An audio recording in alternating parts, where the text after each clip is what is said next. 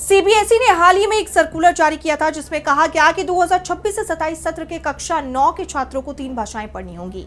लेकिन अब सीबीआई के 3 भाषा नियम को लेकर विवाद बढ़ गया है। अब तक तो सिर्फ विपक्ष ही इसका विरोध कर रहा था, लेकिन अब बीजेपी नेता भी इसके खिलाफ मुखर होकर बोल रहे हैं। 3 भाषा नियम को लेकर तमिलनाडु बीजेपी में बगावत हो गई है। तो क्या है ये पूरी खबर, जानेंगे इस रिपोर्ट में। तमिलनाडु बीजेपी में बगावत हो गई है। सीबीएसई के जरिए हाल ही में जारी किए गए सर्कुलर को लेकर बहस छिड़ गई है।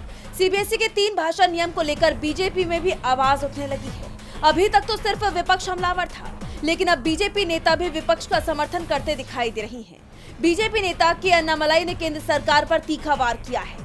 अन्नामलाई ने कहा है कि ये फैसला खासकर तमिलनाडु जैसे राज्यों के छात्रों के लिए चौंकाने वाला है, क्योंकि उन्होंने पहले ही कक्षा 6 में अपनी भाषा का चयन कर लिया था। उन्होंने कहा कि इतनी कम समय सीमा में छात्रों पर एक नई भाषा थोपना उनके सीखने की क्षमता और मानसिक दबाव दोनों को प्रभावित कर सकता है। इसके साथ ही उन्होंने केंद्रीय शिक्षा मंत्री से अपील की है सीबीएसई के जरिए कक्षा 9 के छात्रों के लिए लागू किए गए नए 3 भाषा नियम को वापस लिया जाए।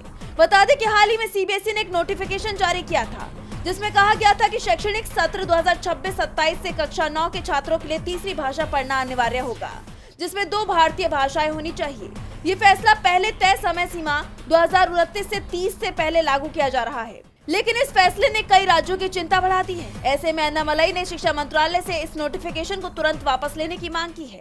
साफ है कि एक मुद्दे पर बीजेपी 2 भागों में बढ़ती दिखाई दे रही है। शिक्षा मंत्री के फैसले का अब उनके ही नेता विरोध कर रहे हैं, उसे वापस लेने की मांग कर रही है। टीवी लाइव की रिपोर्ट।